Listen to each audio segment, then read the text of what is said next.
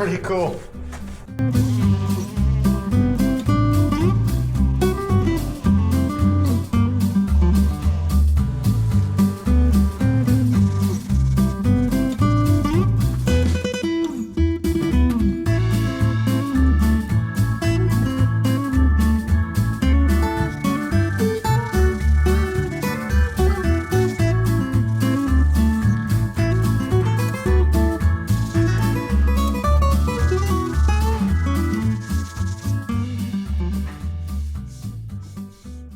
Hey guys, Nick with Timber Tiger Aircraft here. Today we're doing something fun in the shop.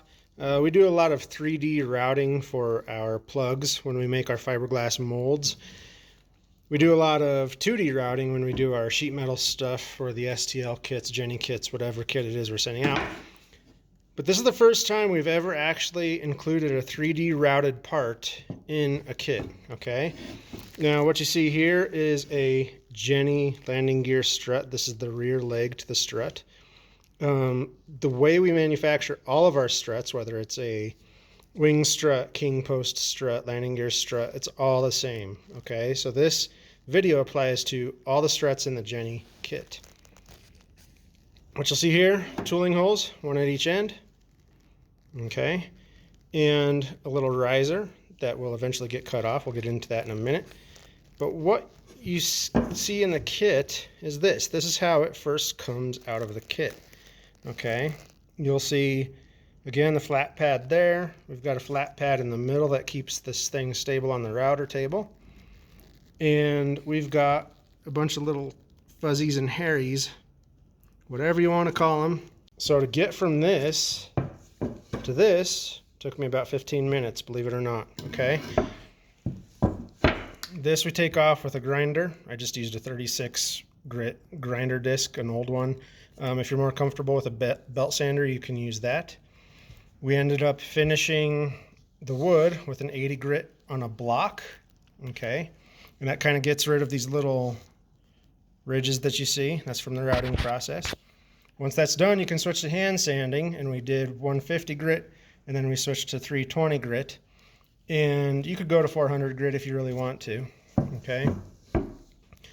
But to do this properly, what you're going to want to do is get at least the 80 grit done.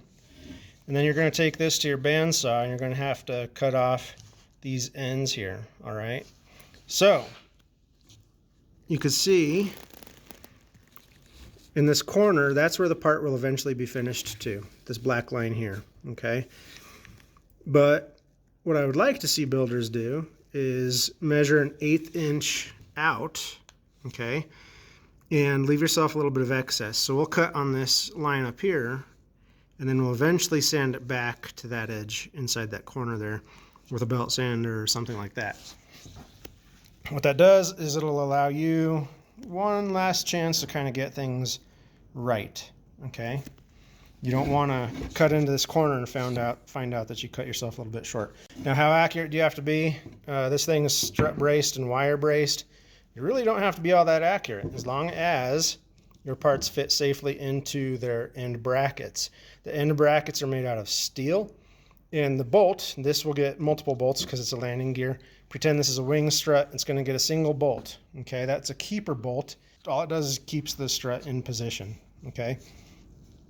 What takes the load of the strut is going to be whatever face you cut off and mount into the steel bracket, okay? It's important to make sure that this is a tight fit, the wood, against the steel bracket. It's the face of the wood that's going to take the load, okay? And that's why it's important that the face of the wood is nice and tight into that steel bracket. So once this is done with 80 grit sanding, again, you'll hack off the ends like we just discussed, and then you can go ahead and fit it into your steel brackets. Once you get your struts fitted, go ahead and take them back off of the steel brackets. Take the brackets off of the wood, however you want to look at that. And go ahead and sand this through 150 grit. Again, we 80 grit block it. The 150 can be done by hand. The 320 can be done by hand. And then you'll notice this color differential here. That's because I was just screwing around to see what a clear coat does to the color of the grain, okay? And what we get is a yellowish tan color out of the wood. And from all the photos I've seen of original Curtis Jennies, this is incredibly authentic, this color, okay? That's all it takes is a clear varnish. Now when you varnish this, the finer you sand to before the varnish goes on, again in this case 320, you might go to 400 grit if you want to. The finer you sand it to, the better the grain is going to pop, okay? So you varnish it, let it dry, sand it with like 320, 400 grit, let it dry, varnish it again, and you keep doing that until you have the luster and the finish that you want, okay? Now let's see if we can get this into the sun here. I guess I'll just put it back down on the table and drag the table into the sun. Everything we have in the shop is on wheels for good reason. There we go, there's a little bit of light there. It's very windy outside, so I'm not doing this outside. But you can see now, look at that grain. It's pretty incredible. And I was just doing this quickly. Okay, this part's gonna get hung on the wall. If you do this right, you won't see any brush strokes. I shouldn't say do it right. If you do it thoroughly, you won't see any brush strokes or anything like that. If you want it to be authentic, you're probably gonna leave some brush strokes and stuff like that, because I promise you, Curtis didn't care about the overall finish when they were building 10,000 of these Jennies, right? So, and again, this is, yeah, look at that, wow.